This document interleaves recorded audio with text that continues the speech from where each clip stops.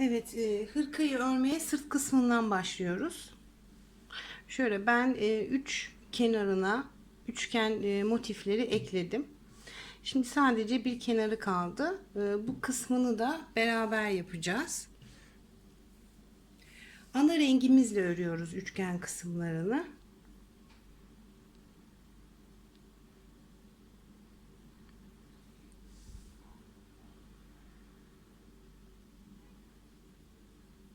Bir zincirle ipimi buraya sabitliyorum ve 1, 2, 3, 4, 5 tane zincir çektim. Yine 3 milimetrelik bir tığ kullanıyorum. İpimi alıyorum ve en başta çekmiş olduğum zincirden tığımı geçirip buraya üçlü trabzan yapıyorum. Şimdi hırkanın motifleri hariç motiflerini ikili trabzanla öreceğiz. Geri kalan file kısımlarında hep üçlü trabzan yapacağız arkadaşlar. Üçgenlerimiz de üçlü trabzan olacak. Şimdi bakın buraya bir tane küçük bir kutucuk yaptım. Bu bizim üçgenimizin baş kısmı olacak. 1, 2, 3, 4 zincir çektim, yükseldim. Bir zincir daha çekiyorum. İpimi doluyorum ve çekmiş olduğum zincirin şurada en başına batıyorum ve yine buraya üçlü trabzan yapıyorum. Bir zincir, ipimi doladım. Burada bir kutucuğumuz vardı. Kutucuğun içinden tığımı geçiriyorum. Bir üçlü trabzan daha yapıyorum. Bir zincir, ipimi doladım. En kenardaki trabzanımın tepesine batıyorum ve buraya da bir tane üçlü trabzan yapıyorum. Her sırada iki kutucuk şeklinde örgümüz büyüyecek. Şimdi 1, 2, 3, 4 zincirle yükseldim. Döndürdüm örgümü. Bir zincir daha çektim. İpimi doluyorum. Yine buradaki en köşede zincirin şöyle en dibindeki trabzanın tepesine batıyorum ve buraya yine üçlü trabzan. Ben üçlü trabzanlarımı tığıma bir kere dolayıp yapıyorum. Şimdi bir zincir daha çektim. Burada da kutucuğumuz vardı. İpimi doluyorum ve bu kutucuğun içinden geçiriyorum tığımı. Buraya da üçlü trabzan yapıyorum. Kenardaki, şuradaki ve şuradaki trabzanlar hariç arkadaşlar, bizim üçgenimizin ortasında kalan, iç kısmında kalan trabzanlarla işimiz yok. O trabzanların tepesine trabzan yapmıyoruz. Sadece buradaki kutucukların içine trabzan yapıyoruz. Bir zincir çektim, ipimi doluyorum. Hemen yanındaki kutucuğun içinden tığımı geçirip buraya da üçlü trabzan. Bir zincir, ipimi doluyorum. Köşedeki kutucuğumdayım. İçinden geçirdim kutucuğumun. Buraya da bir üçlü trabzan. Bir zincir çektim. Köşelerde ne yapıyorduk? Çoğaltma yapıyorduk. Bunun için de hemen bu zincirin şöyle tepesine batıyorum.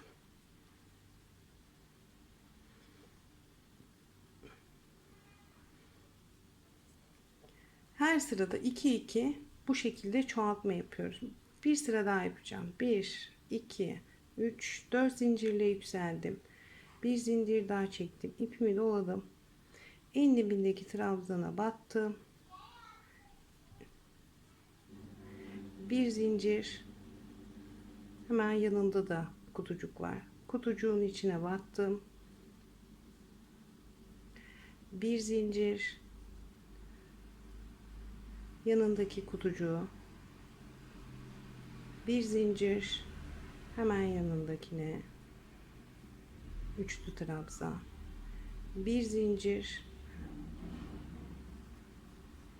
hemen yanındakine bir zincir, yine hemen yanındakine bir zincir ve köşede olduğum için trabzanın tepesine. Bu şekilde 17 sıra öreceksiniz. 1 2 3 4 oldu. 17 sıraya tamamlayacaksınız. 17. sıranın sonunda toplamda 33 tane kutucuğunuz olacak. Şu kenardaki kutucukları da sayacaksınız ve 33 tane kutucuğunuz olacak arkadaşlar. Bu şekilde ördükten sonra ben şurada hazırlamıştım. Şimdi buraya ekleme yapacağız.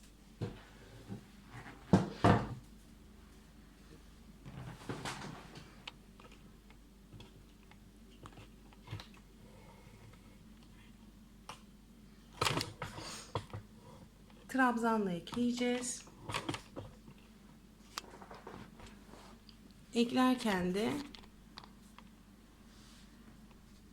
yine file örgü yaparak ekleyeceğiz arkadaşlar. 17. sıramın sonundayım. İpimi koparmadan ekleme yapacağım.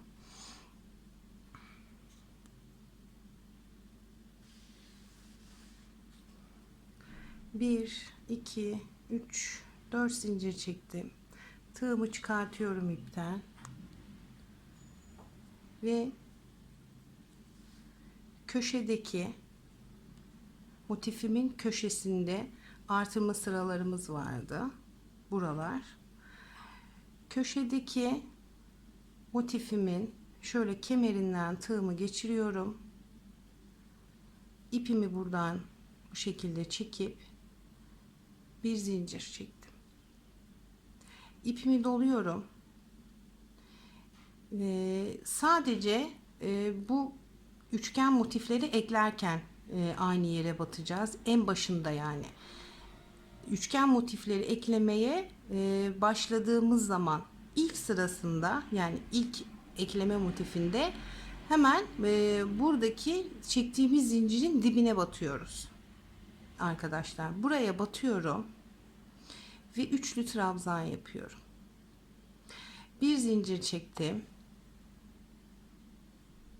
Eklediğim yerin hemen yanındayım. Üçlü grup trabzanımın üçüncüsünden tığımı geçiriyorum. Çekiyorum. Bir zincir çektim. İpimi doluyorum. Buraya çift battık. Hemen şuradan geçirdim tığımı kutucuğun içinden.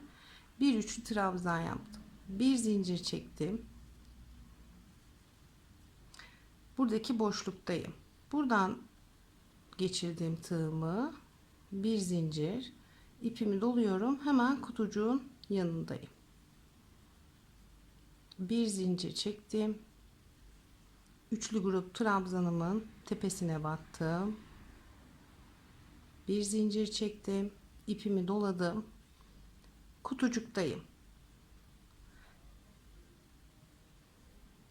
Bir zincir, boşluktan geçiriyorum tığımı. Bir zincirle sabitledim. İpimi doladım. Kutucuklara ekleme yapıyoruz. Bu şekilde arkadaşlar sonuna kadar devam edeceğiz. Sadece başlarken 4 zincirle şuradaki kemerin içine getirirken sadece başında, en baştaki trabzanın tepesine batıyoruz.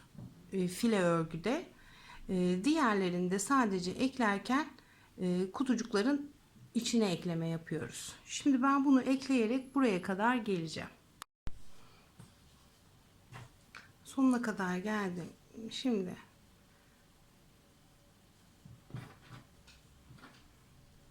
şöyle gösterelim. Buradayım. Ve şimdi şurada halkanın kemerin içine yapacağım. Bir zincir çektim. Kemerin içinden geçirdim tığımı. Bir zincir daha çektim. İpimi doladım. Ve en sondaki şöyle trabzandayım. Trabzanın tepesine geçirdim.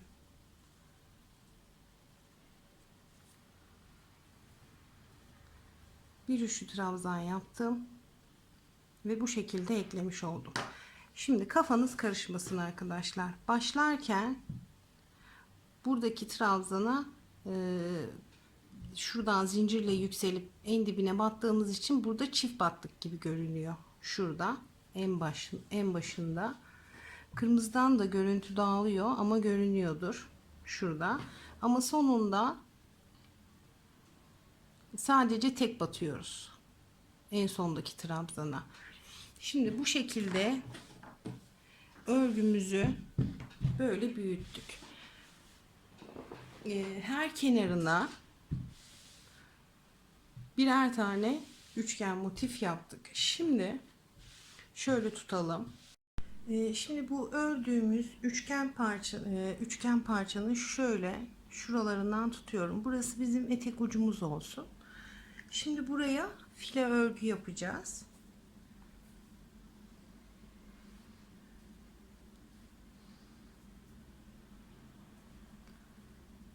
İpimi tığıma şöyle takıyorum. Ben şuradaki boşta kalan ipi uzun bırakıyorum ki en son dikeceğim ben onu iğneyle. İlmeğimi oluşturdum. Şöyle yaptığım üçgen parçayı elime alıyorum. Bunun burada en baştaki deliğinden tığımı geçiriyorum.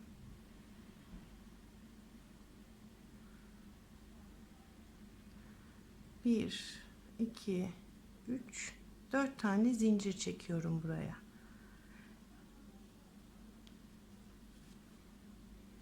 İpimi doluyorum. Hemen yanındaki deliğe batıyorum. 4 zincir çektim. Bir zincir daha çekiyorum. 5 etti. İpimi doladım. Hemen yanındaki deliğe batıyorum ve buraya bir tane daha üçlü trabzan yapıyorum. Şimdi burada fileleri yaparken dikkat etmeniz gereken bir nokta var. Burada üçgen parçaları yaparken kenarlarda artırarak gitmiştik arkadaşlar. O artırma yerleri, yani bakın şurası, bir delikten 2 tane trabzan çıkardığımız yer var. Örerken çok rahat göreceksinizdir. Buralara da batıyoruz. Hem buradaki deliklere, boşluklara batıyoruz, hem de artırdığımız sıra geldiğinde artırdığımız sıranın şuradaki içine de batacağız. Benim hemen denk geldi.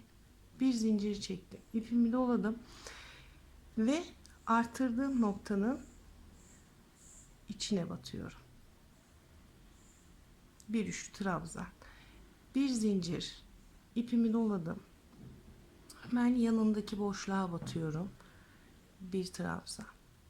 Bir zincir. İpimi doladım.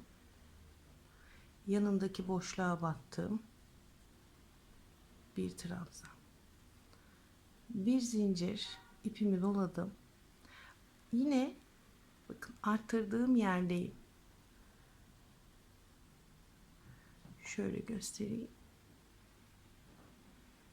Bir noktadan 2 trabzan çıkardığımız yer. Bu köşelerde, yani bu kısımlarda size denk gelecektir. Boşluğa batıp bir trabzan yaptıktan sonra eğer bu arttırdığım yer denk geldiği zaman buraları atlamıyorum ve mutlaka bu kısımların içine de şöyle içinden tığımı geçiriyorum ve bu noktaya da bir tane 3 trabzan yaparak yoluma devam ediyorum. Bu uçtan bu uca kadar aynı şekilde öreceğiz. Şu kısma geldiğimizde, şu ortadaki kemere geldiğimizde buraya, bu kemerin içine de bir tane trabzan yapacağız. Daha sonra dönerek buraya geldik. Buradan örgümüzü döndürerek toplamda 6 sıra file örgü yapacağız. Buradaki üçgenin sonuna kadar kutucuklarımı oluşturarak geldim. Şimdi buradan dönüşü göstereyim size. 1, 2, 3, 4, 5 zincirle yükseldim. Örgümü döndürdüm. İpimi doladım. Hemen yanındaki Hemen şöyle ilk kutucuğumdan tığımı geçirip trabzan. Bir zincir ipimi doluyorum yanındaki kutucuğun içine. Bu sırada ve bir sonraki sıralarda bizim trabzanlarla işimiz yok. Sadece kutucukların içine birer tane üçlü trabzan yapacağız arkadaşlar. Bu sıra, bu file örgünün sırası, ilk yaptığımız sıra dahil bir yaptım. İkinci mesela bu. Toplamda 6 sıra olacak.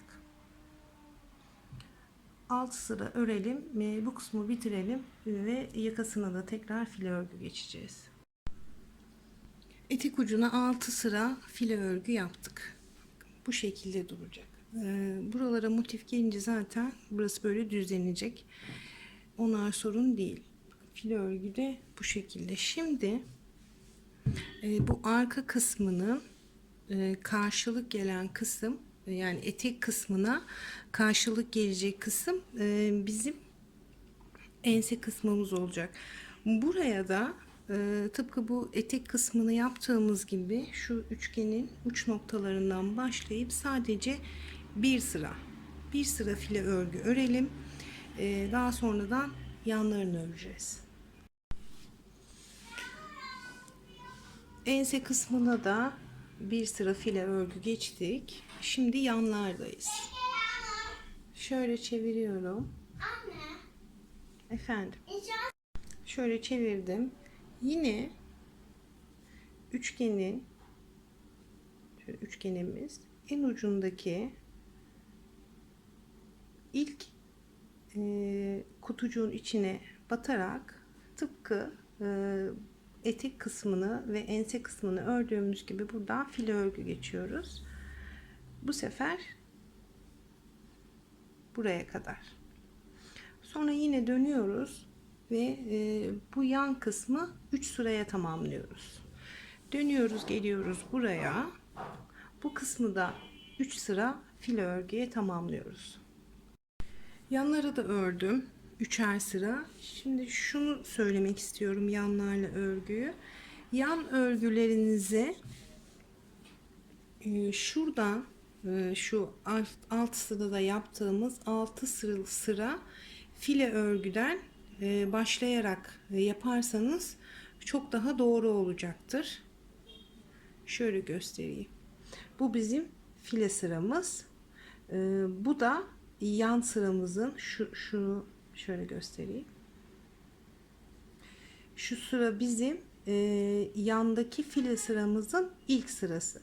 Şimdi buradan başlayarak yaparsanız çok daha iyi olacaktır. Buradan bütün trabzanlara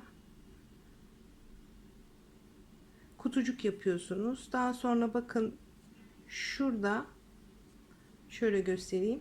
Üçgenin tuttuğum zaman anlaşılıyordu. Şurası üçgen. Üçgenin ucuna geliyorsunuz ve buraya da bir tane trabzan yapıyorsunuz. Buradan başlarsanız daha rahat olur. Hem şuradaki üçgene yapılacak olan trabzanı da atlamamış olursunuz. Arkadaşlar onu da söyleyelim. Şimdi toplamda 7'şer sıra olacak yanlar.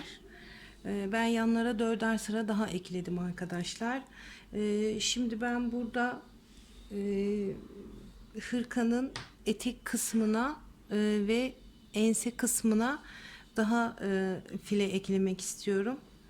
Şimdi neden fikrimi değiştirdim? Neden ekleme yapıyorum? Önce onu söyleyeyim size. Kafanız karışmasın. Şimdi ben bu hırkayı sadece resimlerini görmüştüm. Askıda duran resimlerini. Giyilmiş halini hiç görmemiştim. Ve o askıdaki bedenler için 38 ve 40 bedene kadar uyumlu olduğu söyleniyordu. Ve ben bugün o hırkaların giyilmiş halini gördüm. Evet, giyilmiş halini gördüm. Ve açıkçası giyilmiş hali bana çok da 40 beden için uygun olmadığını gösterdi.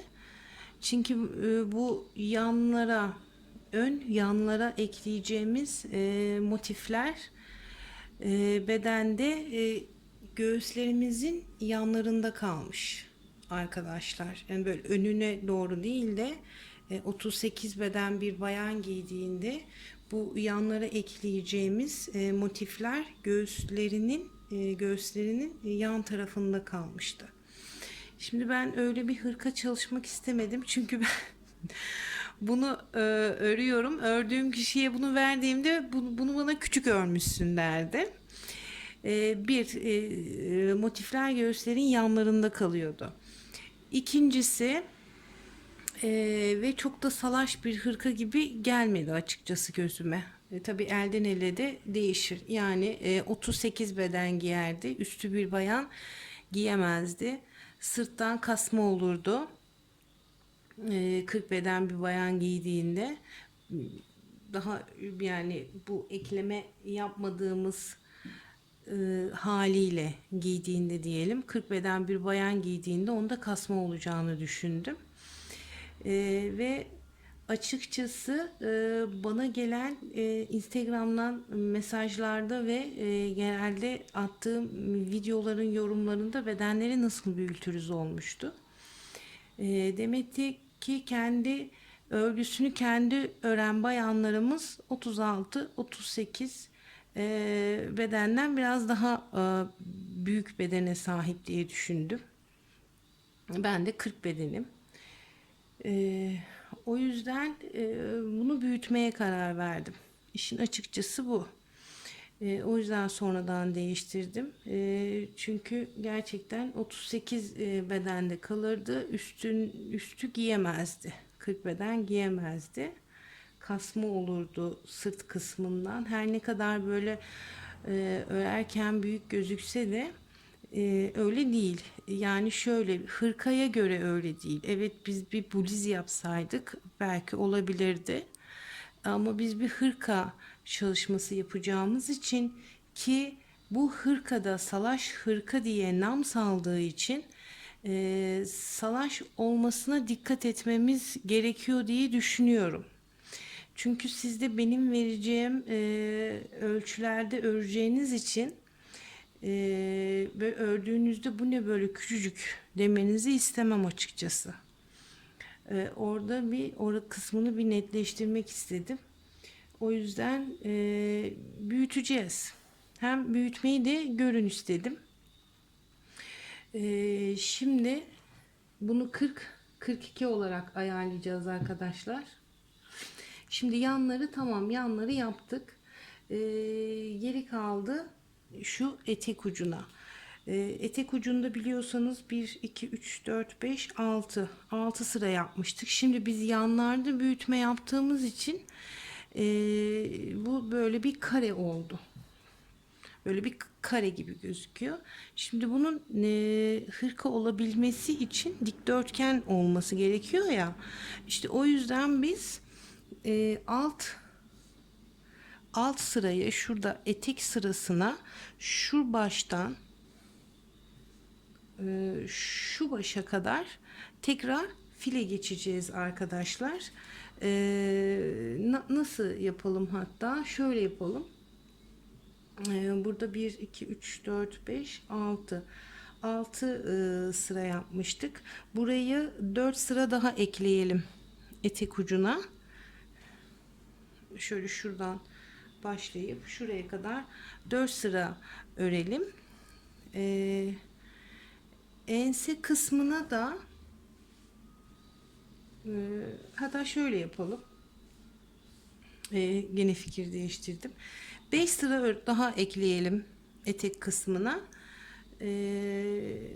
2 sırada, evet, daha uygun olacaktır. 2 sırada ense kısmına geçelim arkadaşlar. Şimdi şu baştan, hatta ben burada başlayayım.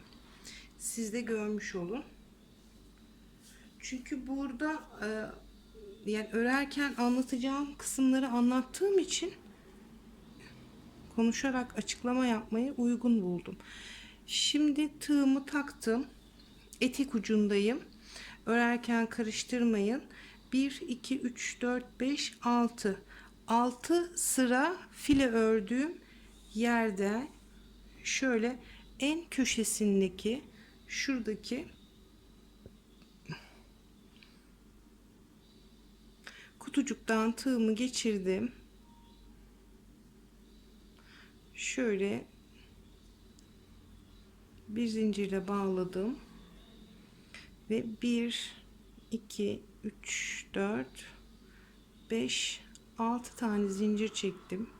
İpimi doladım ve hemen yanındaki kutucuğa geçtim ve bir trabzan.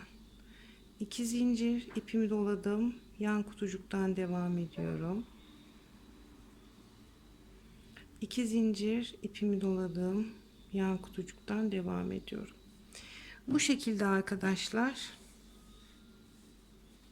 5 sıra örelim etek ucuna. Ense kısmına gelelim. Ense kısmına da 2 sıra örelim.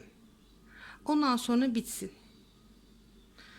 O zaman ideal bir hırka ebatında olacağını düşünüyorum. Yani 40-42 bedene uygun olacağını düşünüyorum. 5 sıra etek ucuna, 2 sıra da ense kısmına, şuradaki başlardan, en baştaki kutucuklardan başlayarak sırayla yapalım arkadaşlar. Daha sonra da şöyle motifleri yapacağız.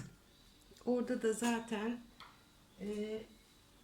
hani deniyor ya, sayılar bu hırkada çok önemli diye. İşte o önemli sayıları birlikte bulacağız. Onu da anlatacağım size. Nasıl hesaplamanız gerektiğini. Ben biraz mola vereceğim. Size öğrenin arkadaşlar. Şimdi hırkamızı büyük bedene olacak şekilde büyüttük. Sıra geldi motiflerini eklemeye. Motiflerini eklemeden önce ben size bu hırkanın kutucuklarının sayısını vereceğim ki motiflerimizi eklerken sorun yaşamayalım. Ve siz daha büyük veya daha küçük beden çalışırken de hesaplamalarınızı onlara göre yapacaksınız. Daha büyük, mesela bu 44'e de olur diye düşünüyorum. Bu hırkanın 44 artı beden çalışacaksanız motif sayılarınızı artıracaksınız. Yani arkadaşlar, bedeninizi şuradaki etek kısmından itibaren ayarlayacaksınız. Yani şu etek kısmı, biz bu hırkayı giydiğimizde buraları basenlerimizin yanlarına doğru gelecek. Arkadan böyle bizi sararak gelmeyecek, yapışarak gelmeyecek tabii, çünkü hırka yapıyoruz. Şimdi bizim bir motifi ekleyebilmemiz için 11 tane kutucuğa ihtiyacımız var. Siz de beden hesaplarken, büyütürken veya daha küçük yaparken ona göre yapacaksınız. 1 2 3 4 5. Bu kısma biz 6 tane motif ekleyeceğiz. 5 demiştim, hatırlarsanız, ama büyük örmeye karar verdiğim için bu kısma 6 tane motif gelecek. Tek motifte 11 tane kutucuğa ihtiyacımız olduğuna göre eklemek için 6 tane de 66 tane kutucuğa ihtiyacımız olacak. 6 motif için. Ve burada da etek kısmında sizin şu baştaki kutucuktan sayarak bu kısımda 66 tane kutucuk olması gerekiyor. Bu kısmında da yanlara da motif ekleyeceğimiz için yanlara da 7 tane motif gelecek. 7 tane motif gelecek ama şöyle şimdi bir motifi biz buraya ekleyeceğiz. motifin hemen yanından yanları eklemeye başlayacağımız için bu yana da toplamda 7 tane, şöyle 2 3 4 5 6 7, bu yana da toplamda 7 tane motif eklemiş olacağız. Şimdi hesaplarken nasıl hesaplayacaksınız? Tek motifte 11 kutucuk olması gerekiyor. Eğer siz şu alt etek kısmını daha küçük beden yapacaksanız 5 tane yapacaksınız. 5 motifte küçük beden için bir motifi ekleme kutucuk sıramız neydi? 11. Bunu aklınızda tutun. 5 motifte 55 taneye ihtiyacınız olacak ki bu kutucuk saymaları yanları geçtikten sonra yapacaksınız. Ama örerken hesaplamanızda fayda var. Şimdi buraya, şu etek ucuna, şuraya ekleyeceğimiz motif hariç bu yan sırasında da şöyle 66 tane kutuya ihtiyacınız olacak. Hırkanın yanı için. Hatta şöyle çevirirsem daha net anlaşılacak. Bakalım, evet.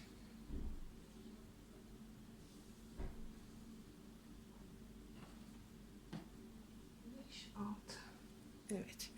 Hırkanın yanına 6 motif yapacağız. Etek ucuna da 6 motif yapacağız. Ama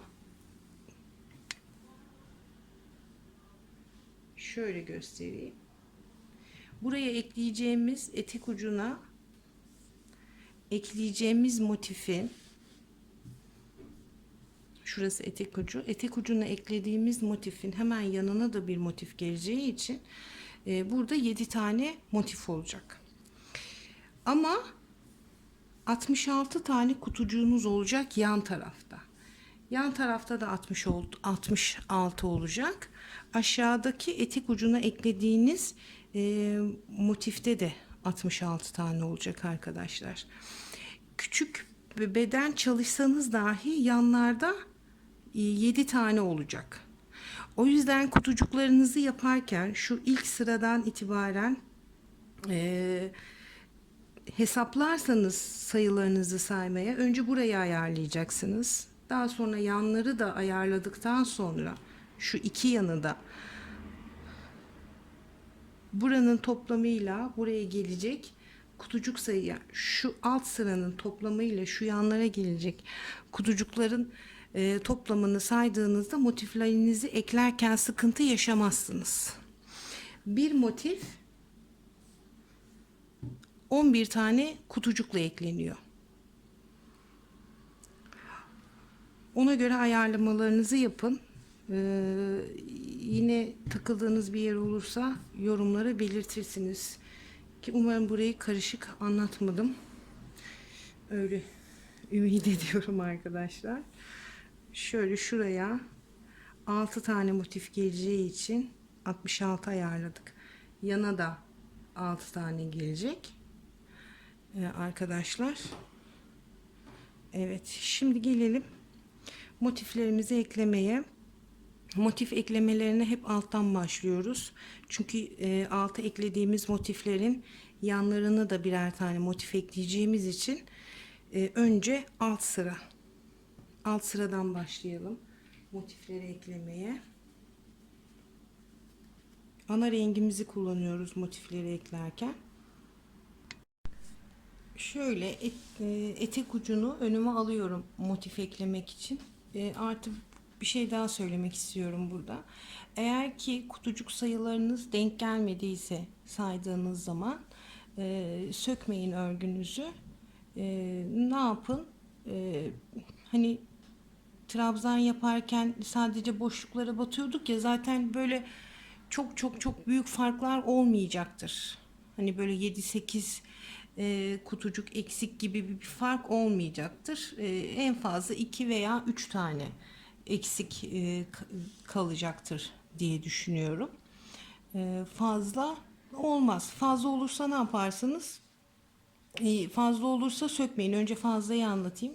Diyelim ki fazla sayıda çıktı kutucuklarınız. Sökmeyin. Bir kutucuğa atlayarak, mesela iki tane fazla kaldı, fazla geldiyse buradaki kutucuk sayılarınız, birini atlayarak, birine bağlamayın, diğerine geçin. Diğerine bağlayarak yapın. Sökmeyin. Yazık emeğinize. Zaten bir şey fark etmez. Eksik kaldı diyelim. Eksik kaldığı zaman da ne yapın? Biz mesela ne yaptık kutucuklarımızı yaparken? Kırmızıdan da çok net şöyle göstereyim. Sadece trabzanların aralarına trabzan yaparak ilerledik. Diyelim ki sizin eksik kaldı kutucuk sayılarınız. Dediğim gibi bu 2 veya 3'tür. 4 de olmaz, 5 olmaz. Öyle düşünüyorum. Bir trabzana batın. Kaç tane eksikse bir trabzana batın. Bir de kutucuğun arasına batarak o eksiğinizi tamamlayın. Ama bunu yaparken diyelim ki 3 tane kutucuğunuz eksik kaldı. Bunu yan yana yapmayın. Fazla arttırmayı. Yan yana yapmayın. Aralara serpiştirerek yapın ki böyle bir potluk oluşmasın. Aynı yerde toplanmasın fazla yaptığınız kutucuk. İşte bir trabzana batarsanız 2 zincir çekersiniz. Tekrar battığınız trabzanın hemen yanındaki kutucuğun içine de kutucuk yaparsanız bu şekilde arttırabilirsiniz. Sadece şuna dikkat edin, peş peşe yapmayın. Bunu aralıklarla yapın. Diyelim ki 2 tane eksik geldi. Bir tane burada arttırın. Misal veriyorum. Biraz ilerleyin. Bir tane de burada arttırma yapın. Koca hırkanın kenarını söküp aynı sırayı denk getireceğim diye bence uğraşmayın. Ben uğraşmazdım. Bu şekilde bir yöntem belirlerdim kendime. Şimdi motifleri ekleyeceğiz. Şu etek ucundan. Burada 11 tane vardı. 11 sıra file örgü yaptığımız kısımdan başlayarak motiflerimizi ekleyelim.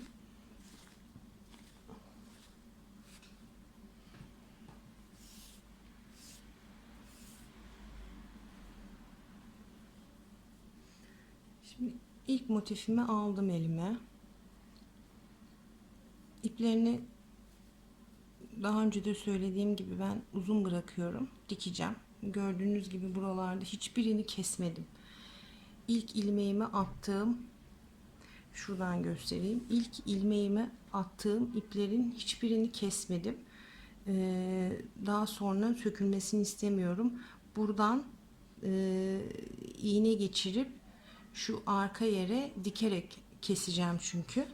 O yüzden kesmedim. Saçaklı saçaklı olmuş örgüsü de demeyin bu arada, konuşmayın. Şimdi bir zincir çekelim. Şöyle iyice buraya sabitledik. Motifimi aldım. Hep önden. Eklemelerimizi hep motifimizin önü bize bakacak şekilde yapacağız. Şöyle ipimi doladım. Buradaki kemerin içine girdim ve buraya bir tane üçlü trabzan yaptım. Kenarına file döneceğiz. 2 zincir ipimi doladım. Yine kemerin içine girdim ve bir üçlü trabzan. 2 zincir ipimi doladım. Burada 3 tane yaptığımız, 3 tane yan yana yaptığımız trabzanın ortasına batıyorum. Buraya da bir tane. 2 zincir ipimi doladım. Şimdi buradaki boşluktayım. Boşluğun içine de bir trabzan yapıyorum. 2 zincir ipimi doladım. Buradaki 3 tane grup trabzanımızın hep ortasına batıyorum. Bir trabzan ortasına yapıyorum. Bir trabzan da yanındaki boşluğa yapıyorum.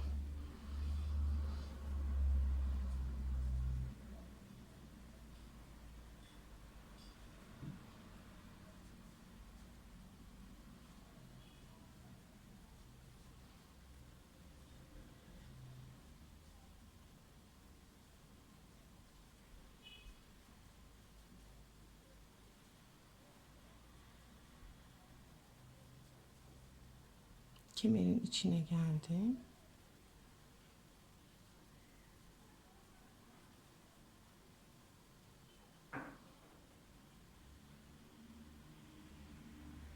Hatta buradan birleştirmeye başlarsak çok daha doğru olur. Şimdi bu sırayı geçtim. Şimdi burada şöyle göstereyim. Burada kemerin içine bir tane trabzan yapıyorum. 2 tane zincir çektim. Tığımdan ipimi tığımı çıkardım. Eteğin ucundaki ilk kutucuktan tığımı geçirdim. İlmeğimi çektim. Bir zincirle buraya kilitledim. İpimi doladım ve hemen buradaki halkanın içine bir tane trabzan yaptım.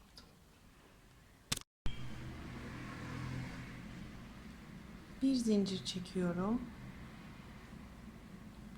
Hemen yanındaki kutucuktan tığımı geçirdim.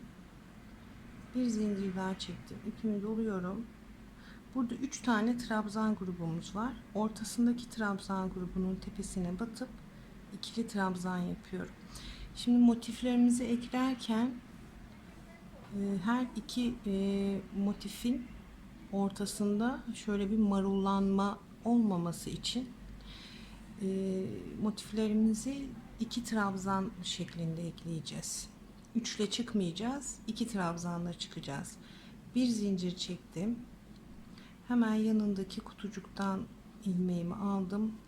Bir zincir daha çektim. İpimi doladım. Yanındaki boşluğa batıyorum ve buraya da ikili trabzan yaptım. Bir zincir, yanındaki boşluğa battım. İpimi çektim. Üçlü trabzan grubunun ortasına batarak ilerliyorum. Bir zincir. Eklememiz bu şekilde olacak.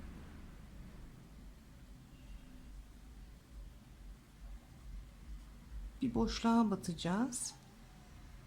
Motif kısmında bir boşluğa batacağız.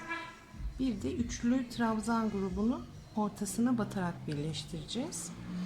Etek kısmında hiçbir kutucuk atlamadan kutucuklara birleştirerek gideceğiz.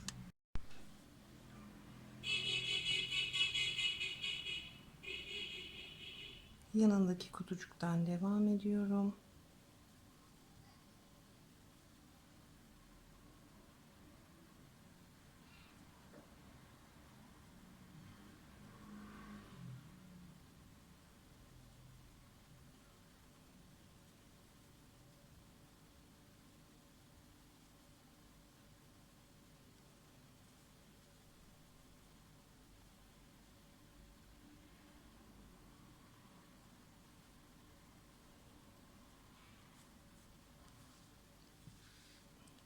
Kaç kutucukla birleştirdik? 1, 2, 3, 4, 5, 6, 7, 8, 9, 10, 11.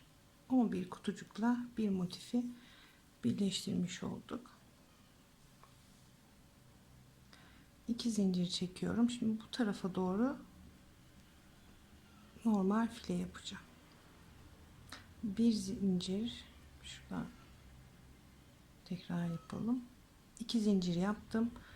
Kemerin içinden geçirdim tığımı ve buraya bir trabzan daha yaptım. Şimdi bir zincir çektim. Yine ortadaki trabzanıma battım. Bir zincir çektim. Boşluğa battım.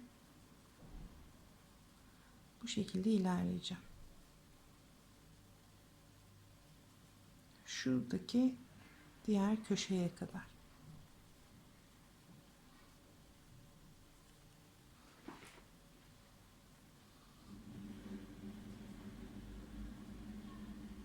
Eteği birleştirdikten sonra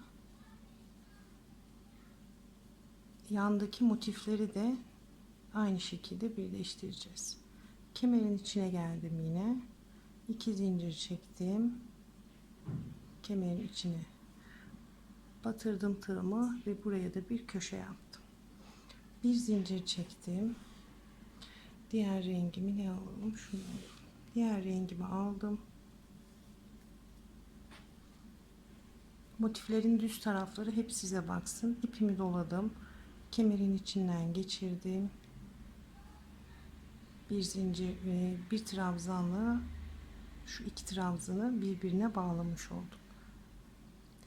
Şimdi bir iki zincir çektim.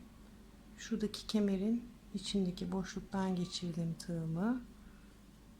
Buradan çektim ve yine bir zincir çekip kemerin içine giriyorum ve buraya da ikili trabzan yaptım. Bir zincir çektim. Şimdi kutucukların içine geçerek yine her kutucuğu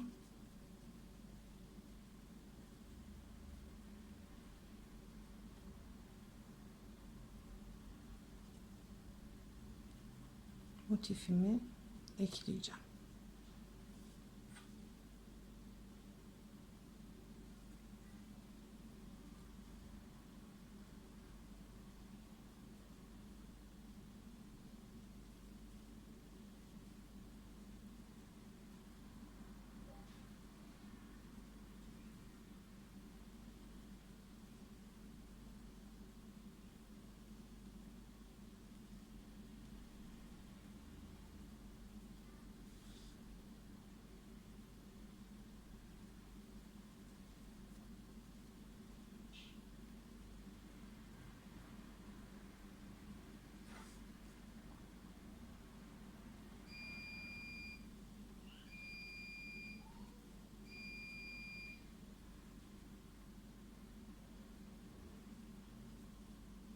Kemerin içine geldim. Bir zincir çektim. Hatta şöyle bir değil iki zincir çekelim. Kasmasın.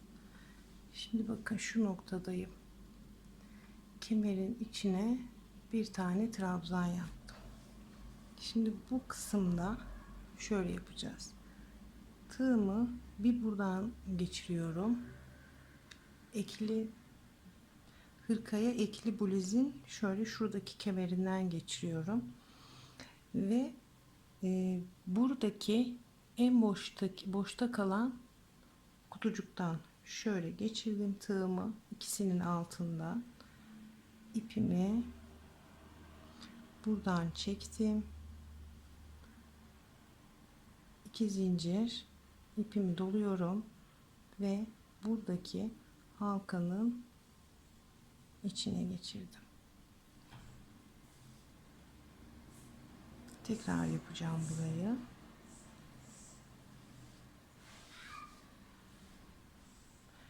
Buradan birleştirerek geldik. Buradaki halkanın içine tek trabzan yaptığım kısımdayım. Şimdi buraya iki trabzan yapacağız yine köşe olduğu için. Şimdi tığımı bir buradaki trabzanın içinden geçireceğim. Trabzan diyorum. Kemerin içinden geçireceğim. Bir de burada birleştirme sırasının ilk kutucuğundan geçireceğim tığımı. Şöyle. İlmeğimi bu ikisini altından geçirip şöyle bir iki zincir çekeceğim. İpimi doluyorum. Yine elimdeki motifin kemerinden geçiriyorum ve bir iki trabzanla çıktım. Bir zincir çektim. Yanındaki kutucuktan devam ediyorum.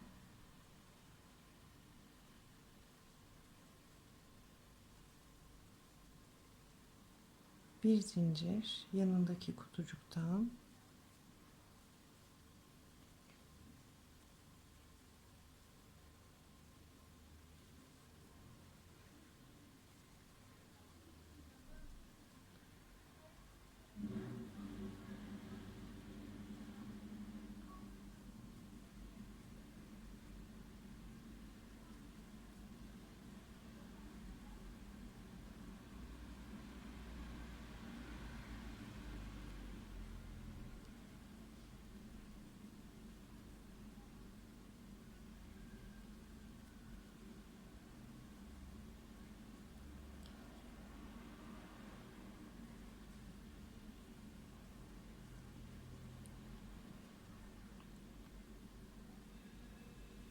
arada eklerken de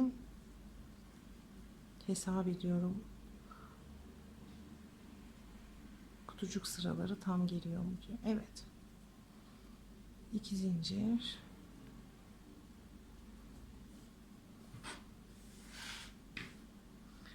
Bu şekilde ekleniyor arkadaşlar motifler.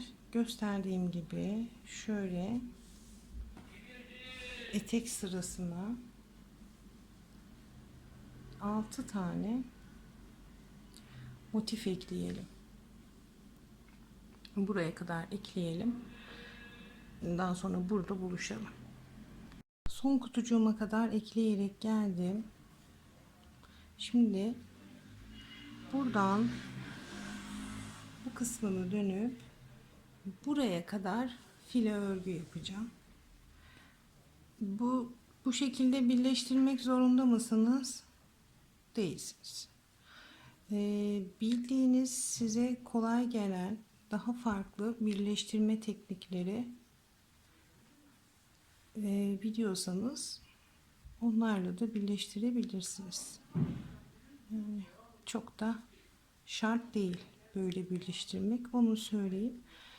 Ama dikkat etmeniz gereken nokta şu: birleştirirken her iki motifin arasında marullaşma olmasın. Yani böyle bir göze batacak kadar marullaşma olmasın.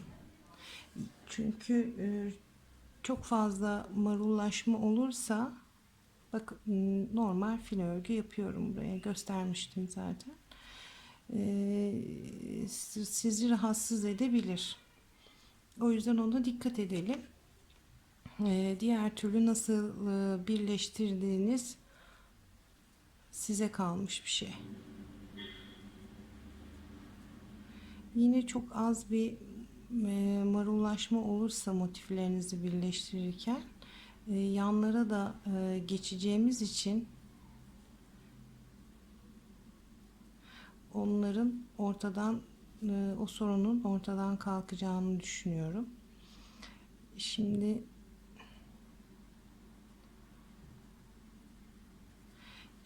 gerçekten basit, yapılabilir bir hırka, basit teknikler kullanılmış. Ama işte fotoğraftan böyle baktığım zaman biraz karışık gelmişti bana. Ki zaten yalan yok. Biraz ilk başlarda bir mantığını kavrayana kadar sıkıntı yaşamadım desem yalan söylemiş olabilirim. O yüzden mantığını kavradıktan sonra bu hırkanı istediğiniz ebatta örebilirsiniz. Hiç sorun değil. Şimdi bu şekilde birleştirelim.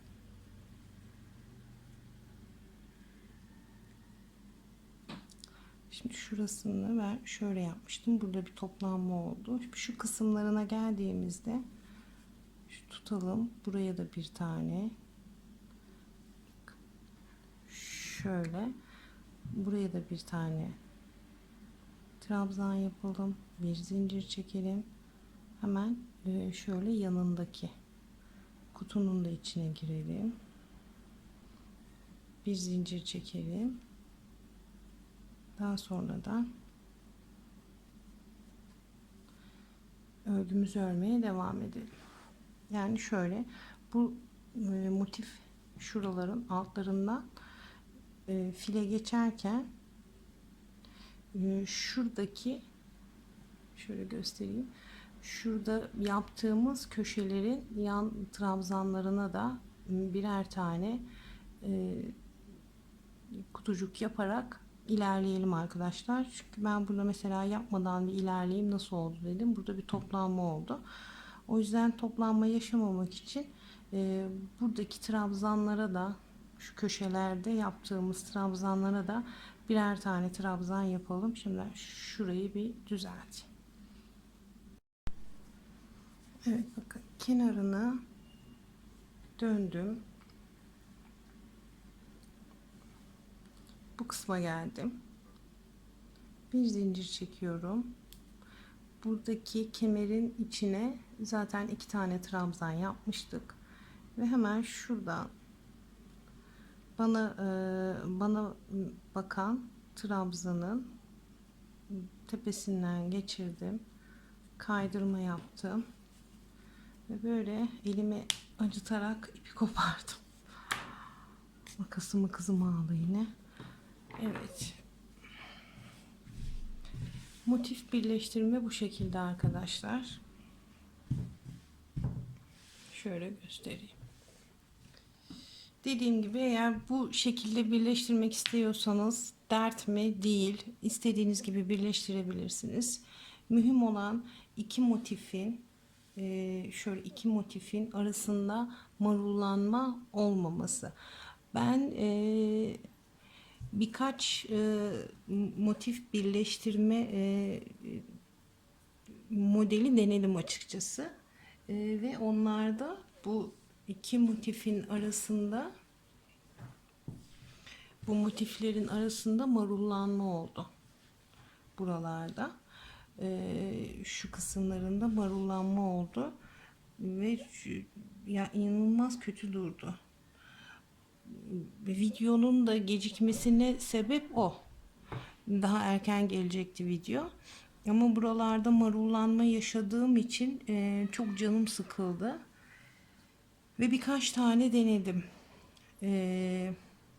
Tek tek denedim. Öyle denedim, böyle denedim. Hepsini birleştirip en son etek kısmına eklemeyi denedim. Ama olmadı. Klasiklerden şaşmamak gerekiyor bazen. O yüzden ben de bu şekilde ekledim. Ama dediğim gibi siz de marullanma yaşamadan böyle bir teknik biliyorsanız dilediğiniz gibi de ekleyebilirsiniz. Hiç dert değil. Şimdi gelelim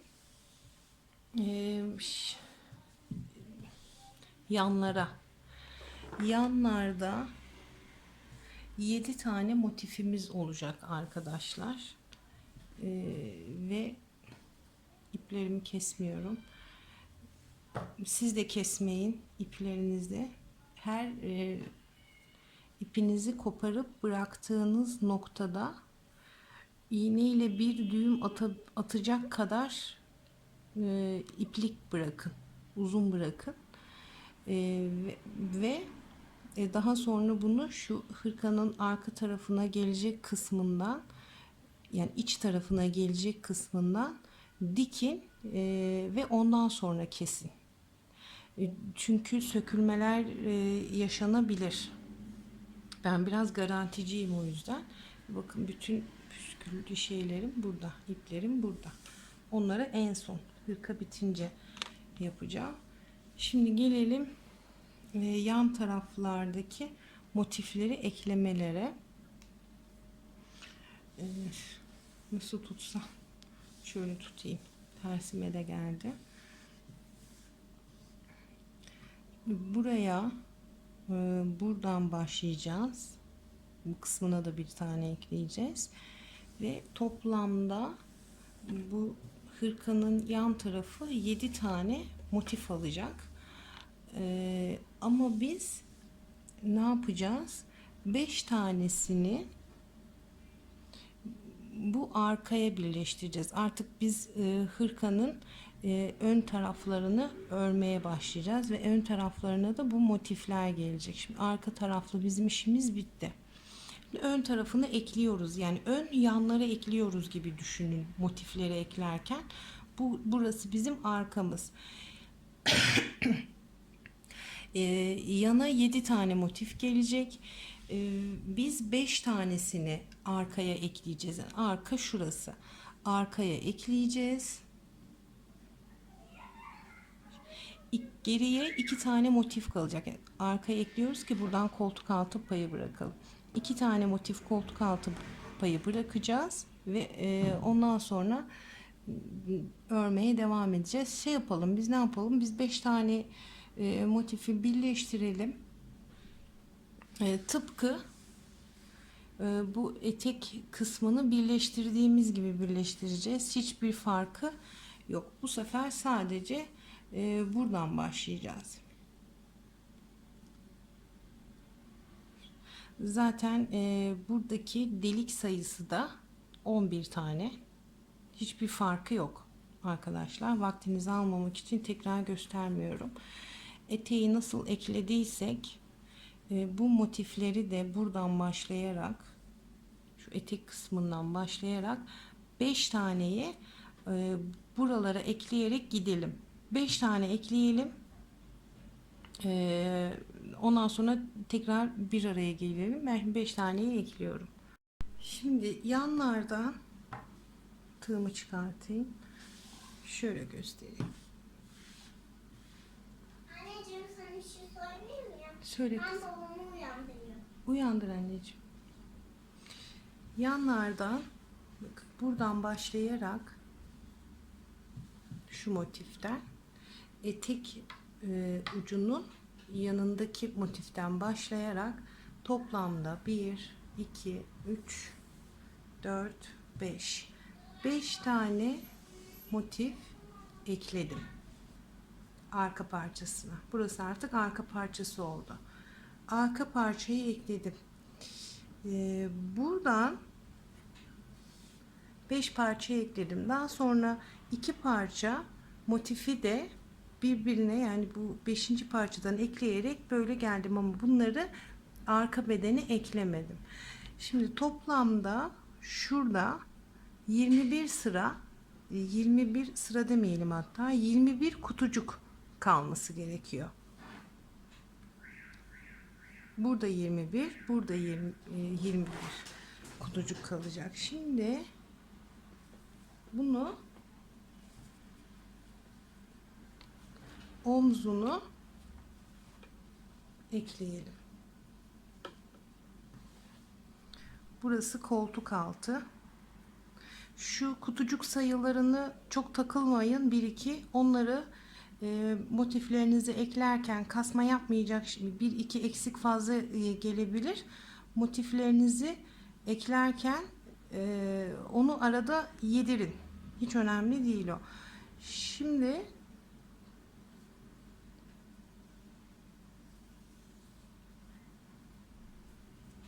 şöyle arka parçanın ilk kutucuğundan başlayarak bunu buraya şu şekilde ekleyeceğiz.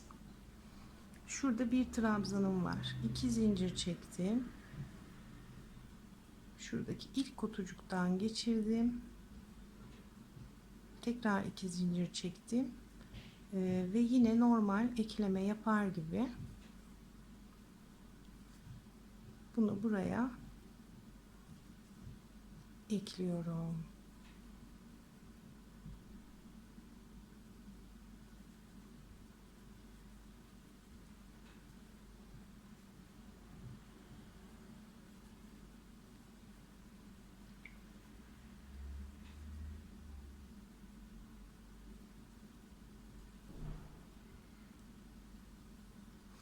Resimden çıkartırken beni yorduğunu inkar edemem. Ama mantığını anladıktan sonra istediğiniz bedene gönül rahatlığıyla uygulayabilirsiniz. Evet. Sırt kısmına da, sırt kısmının omzuna da bu şekilde eklemiş olduk. Burası koltuk altımız olacak. Şimdi şuradan dönüyoruz hemen ipimizi koparmadan. Bu sıraya yine file örgü geçiyoruz. Nasıl yapacağız onu da? Her zamanki gibi yapacağız. Yalnız şu kısmı da göstereceğim size. Şöyle mi tutalım? Şöyle tutalım. Şu iki motifin birleştiği yeri de göstereceğim. Bir zincir çektim. Bir iki zincirle yapıyorduk. Bir zincir çek, iki zincir. Bir iki karıştı, motifleri eklerken bir zincirle eklediğim için arada karıştırabiliyorum. Şimdi siz bu hırkayı yaparken arkadaşlar 2 zincir çekmeyebilirsiniz. Şimdi bazı bilgiler hırkayı örüp bitirdikten sonra çok rahat kafaya oturabiliyor. Benim öyle oldu. Hırka şu an bu hırka benim gözümde bitmiştir. Kolları var bir tek. Kollarını da ekleme mantığı aynı zaten. Geldim. Bakın şöyle yapalım. Şurada iki motifin birleştiği yerdeyim. 2 zincir çektim. Buradaki trabzanlara da yapalım. Ön sıralarda 2 zincir çektim. Buraya yaptım. Şimdi buraya yapıyorum. Bir trabzan.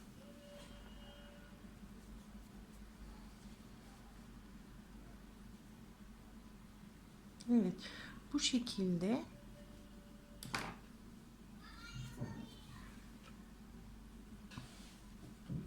şöyle tutalım. Kolumuz. Bu şekilde file yaparak buraya kadar yapalım ve burada kaydırma yöntemiyle şuradaki şöyle gösterelim.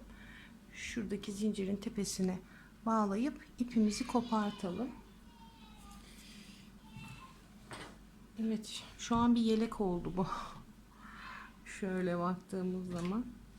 Şimdi ben burayı örüp bitiriyorum arkadaşlar. Şimdi kollarını yapmadan önce bu ön tarafı komple bitirelim istiyorum. Şimdi burada ben 3 renk belirledim. Açıktan koyuya doğru örmeyi düşünüyorum. Bu kısma şuradan başlayarak bu kısma buradan başlayarak şöyle dolana dolana dolana buradan yakadan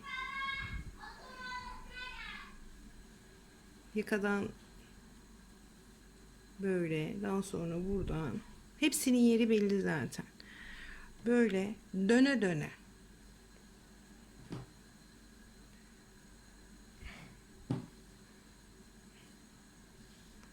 döne döne arkadaşlar. Şuradan başlıyoruz. Şöyle örmeye başlıyoruz önden. Örüyoruz, örüyoruz, örüyoruz. File örgü. Buraya geliyoruz. Şuraya. Şuradan file örgü yapmaya devam ediyoruz.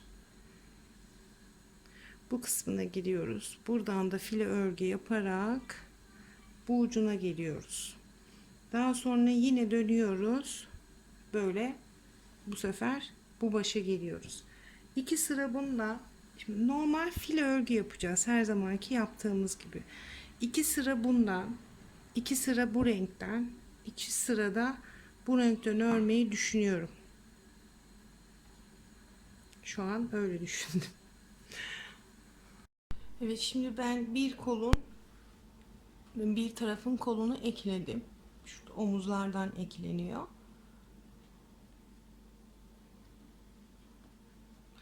Şimdi gelelim beraberce diğer tarafını yapmaya.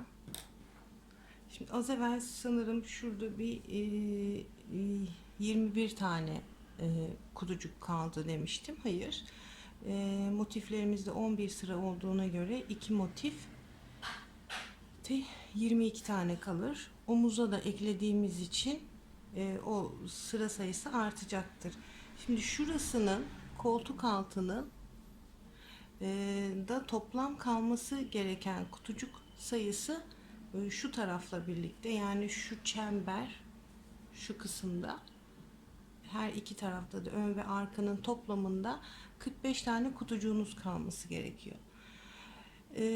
Buralarda bu verdiğim sayılara çok fazla birebir nasıl diyeyim, birebir uymasın, evet gerekiyor ama evet, birebir uyması gerekiyor. Fakat bir iki eksik veya fazla geldiğinde kutucuk sayılarınız, ona hata payı bırakıyorum ben her zaman. Bir iki eksik veya fazla geldiğinde, hani bu 5-6 olmaz. 2 olur, 3 olur. Öyle tahmin ediyorum. O yüzden kendinizi sıkıntıya sokmanıza gerek yok. Onu eklerken birine, bir kutucuğa fazla geldiyse bir kutucuk atlayarak veya birisine çift batarak da onu ekleyebilirsiniz. Onu dert etmemenizi öneririm. Diğer yerlerde olduğu gibi. Şimdi yine şöyle bir üçgen yapıyoruz. Göstermiştim bunu. Buradaki en son sırada 43 tane kutucuğunuz olması gerekiyor. Şu baştaki kutucuktan sondaki kutucuğa kadar toplamda 43 tane olması gerekiyor arkadaşlar. Bunu alıyorum. Kola ekleyeceğim motifi de alıyorum yanıma. Ve buradan eklemeye başlayalım. Şimdi şu şekilde ve ben bunu şöyle çevirin hırkanızı. Şurada omuz birleşme yeri burası. Omzundan başlayalım. Şöyle aldım. Birleştireceğim yerde burası. 1 2 3 zincir çektim. Tığımı aldım. Şimdi ön taraftan eklemeye, yani öne doğru eklemeye başlayacağız üçgeni. Arkaya doğru değil de öne doğru, motifli yerden itibaren başlayacağız eklemeye. Ve şurada motifimin ilk kutucuğundan tığımı geçirdim.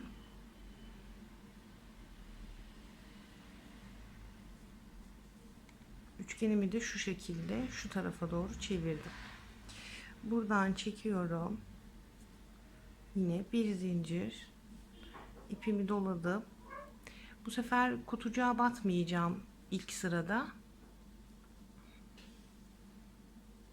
Kutucuğa batmayacağım. Hemen buradaki, şöyle gösterelim. Şuradaki trabzanın tepesine bakıp batacağım. İlk yaptığım trabzanımın tepesine. Ve 3'te çekeceğim. Bir zincir, yanındakinden devam ediyorum.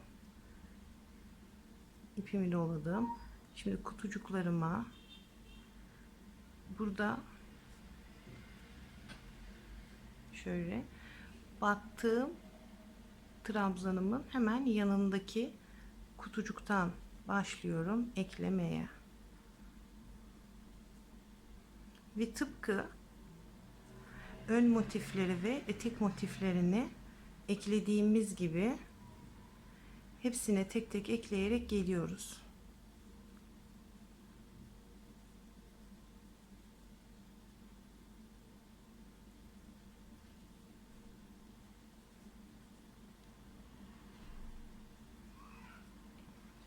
Bu şekilde şöyle uca kadar gelelim.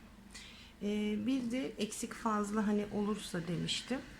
Fazla eksik geldiyse, yani şu kısımda, koltuk altı kısmında, şuraya tam koltuğunuzun altına denk gelecek kısım burası.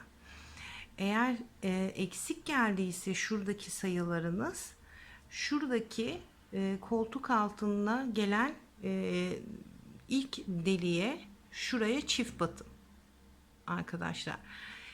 Eğer fazla geldiyse şuradaki sayılarınız, bu sefer ne yapacaksınız? Şöyle alın. 2 tane eksik geldiyse bir buradan bir buradan alın. O şekilde ekleyin. Şimdi bir sona kadar gelelim. Üçgenin son trabzanına kadar bağladım ve burada 1 2 tane boşluğum oldu.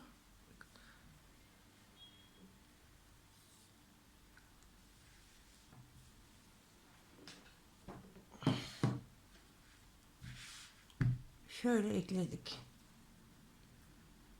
Şu şekilde ekledik. Şimdi motifim neredeydi? Heh, evet. Şimdi bu motifimi aldım.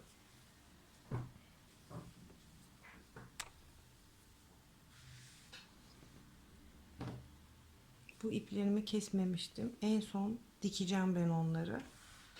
Ama siz yaparken dikerseniz daha iyi olacaktır. Evet. En son trabzanı bakın şu şekilde bağladım. İpimi buradan çıkardım.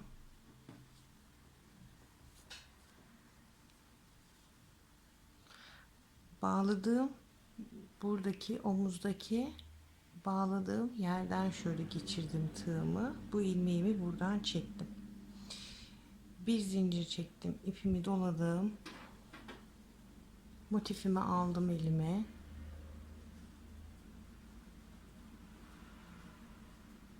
Yine düz tarafından motifin düz tarafından ekleyeceğiz.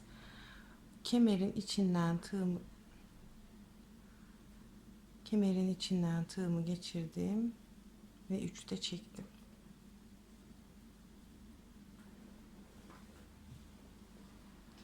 Bir zincir çektim. Yanındaki şimdi omuz kısmındayım.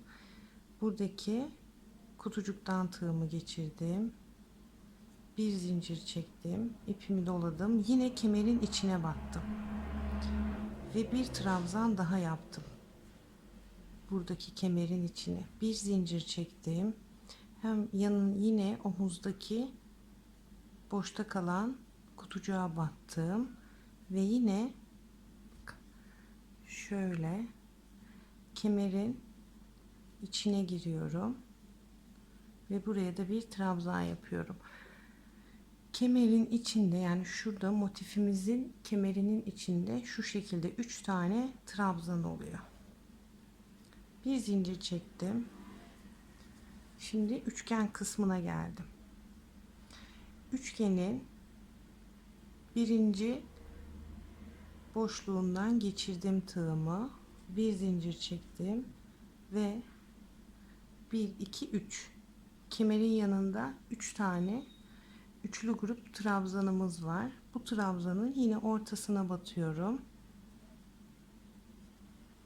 Bir tane trabzan.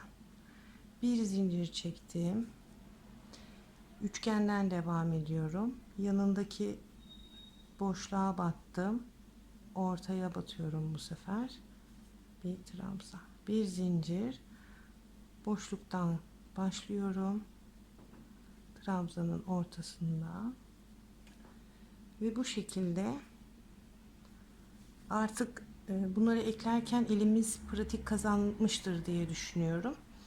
Ve üçgenin şu kısmı bu şekilde, üçgenin son deliğine kadar, yani birinci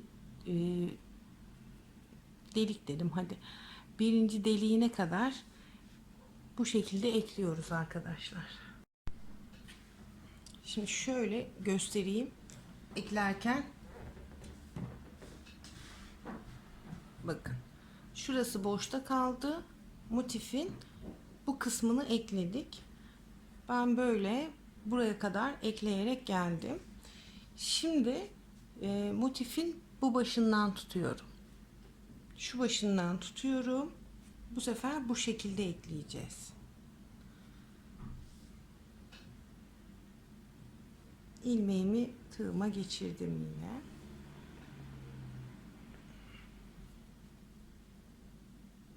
İpimi doladım. Buraya aldım. Yani motifin eklediğim ucunun karşısındaki köşeye aldım. Aldım elime. Bunu da böyle çevirdim.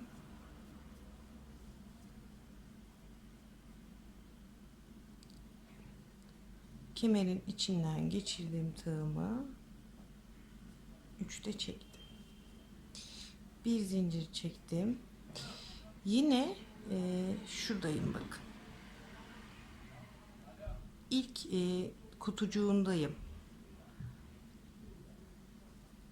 üçgenin ve yine kemerin içine geçirdim ve oraya da bir tane trabzan yaptım. Bir zincir şöyle ekliyoruz. Şimdi şöyle ekleyeceğiz.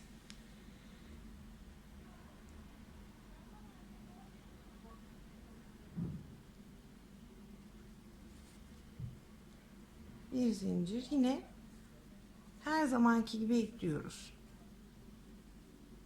Yanındaki delik. Şurada üçlü grup trabzanımın tepesine. Bir zincir yanından devam ediyorum.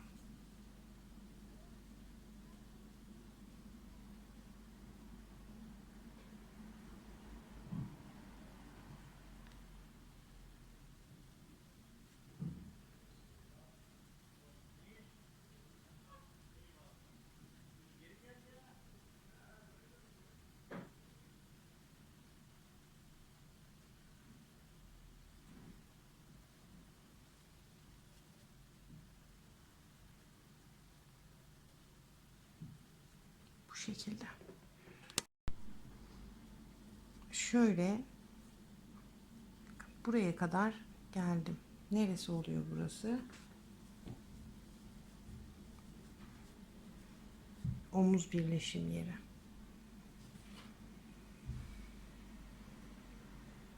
Bir zincir çektim. Şuradaki son kutucuğumdan geçirdiğim tığıma bir zincir çektim. İpimi doladım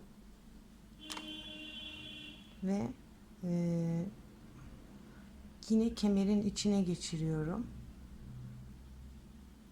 Bir tane üçlü trabzan yapıyorum. Ve ne yapalım? Şuradan bir yerlerden oraya yakın herhangi bir noktadan geçirip kaydırma yapın. Çok sıkmayın elinizi. İpinizi koparın ve bitirin arkadaşlar. Yani şu son yaptığımız trabzan da havada kalmasın diye söylüyorum. Hemen yanındaki trabzandan da geçirip kaydırma yapabilirsiniz. Orası hiç sorun değil. Evet.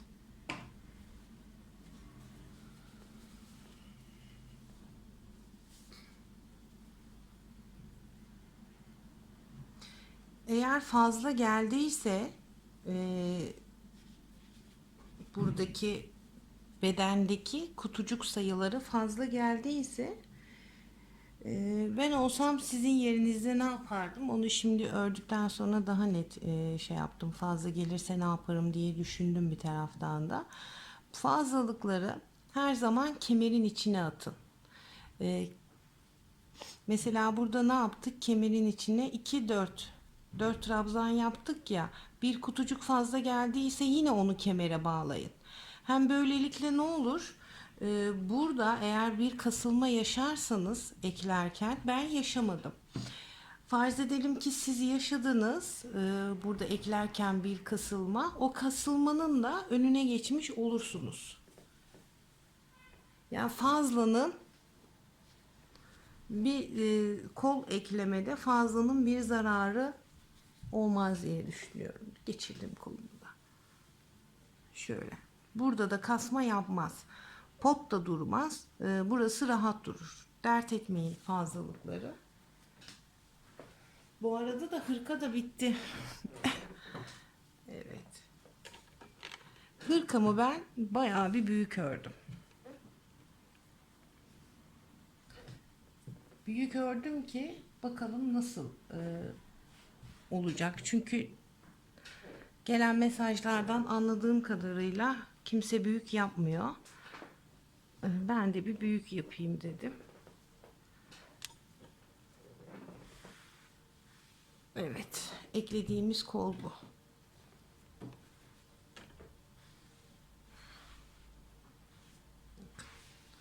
Potluk yaşamadım ben. sizin de yaşayacağınızı düşünmüyorum arkadaşlar. Yaşamazsınız.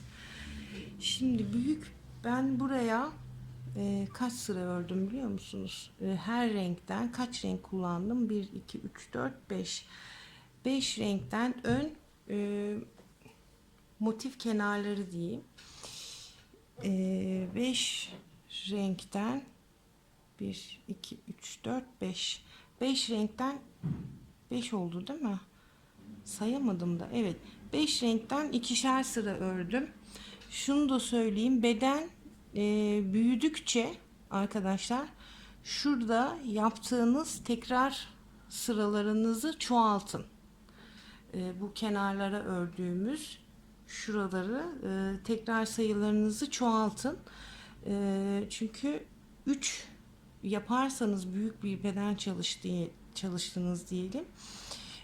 Burayı 3 renkten ikişer sıra yaparsanız, yani toplam 3 renk çalışırsanız kötü duracaktır. Orayı bir netleştirelim. Şimdi ne yapacağız arkadaşlar? Ben yine şu ipimi kullanacağım. Ben bu ipten Alize Koton'un ipi toplamda bir yumak almıştım ve ana rengim hariç motifleri yaparken en çok bu rengi kullandım. Sırtına ve koldaki motiflere şöyle göstereyim. En çok bu rengi kullandım ve hani kaç tane alacağız diyeceksiniz ya, o yüzden söylüyorum size. Bak, bir taneden de bu kadar arttı. Şimdi şöyle çevireyim hırkamı. Bu kısmına ben 2 sıra daha kutucuk geçeceğim. File geçeceğim. Ama şimdi hazır sonuna da gelmişken videonun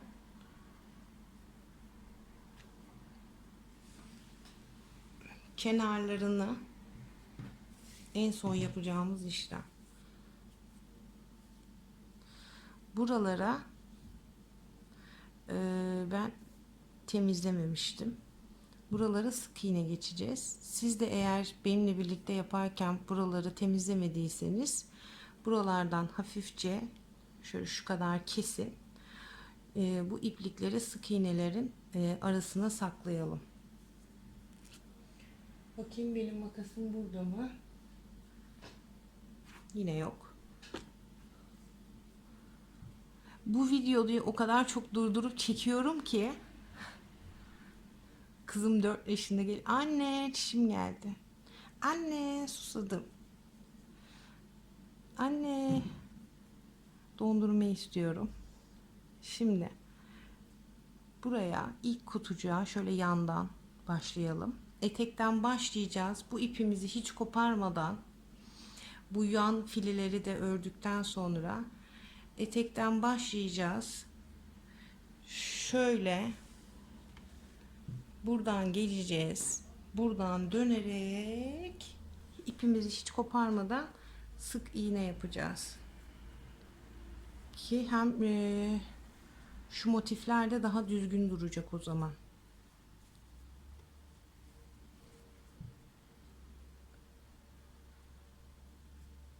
Şimdi siz bunu kendinize göre ayarlayın sık iğne sayılarını. İsterseniz 2 batın şu yaptığımız trabzanların arasına, isterseniz 1 batın. Orası tamamen size kalmış. O konuda bir şey diyemem. Yapacağımız şey sadece sık iğne yapmak. Hem böylelikle ipleri de aralara gizlemiş oluruz. Bu şekilde. İster 2 ister 3. Çok fazla yaparsanız örgünüz geniş olur. Yani burası güzel durmaz. 2 yapabilirsiniz. 2 yapmanız doğru olur. Evet, böyle komple bu şekilde sık iğne yapacaksınız. Döneceksiniz. Daha sonra kollara geleceksiniz. Kollardan da ipinizi nereye takın? şöyle, şurası bizim şu kısmımıza gelecek. Kolumuzun üstüne değil de kolumuzun altına gelecek kısım. Buradan başlayıp sık iğne dönerseniz ipinizi de hem burada başlatmış hem de burada bitirmiş olursunuz. Fazla ipinizi burada iğneyle dikin. Arkadaşlar, sökülme olmasın. Motifimizin bir de uzaklaştırıp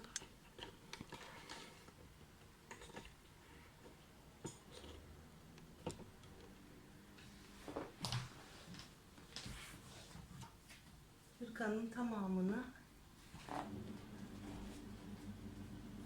görün istiyorum.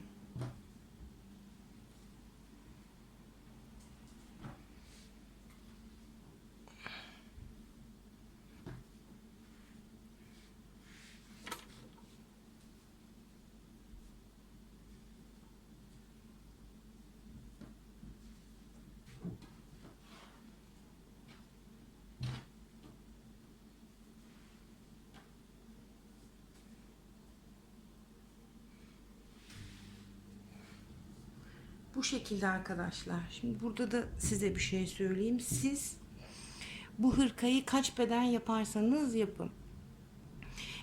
3 sıra file geçtiğinizde daha fazla açıklık olacaktır şuraları.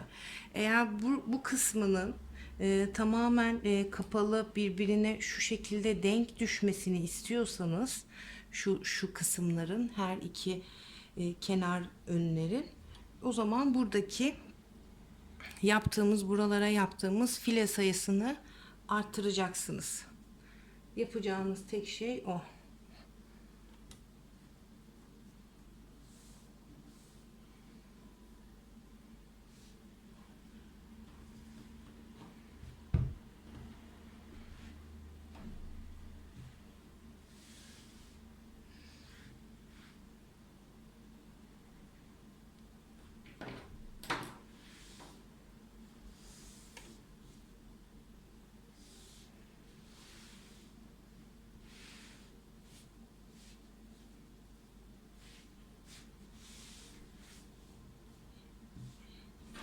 Evet, hırkanın anlatımı bu kadar. İzlediğiniz için çok teşekkür ederim. Kanalıma abone olmayı unutmayın. Hoşça kalın.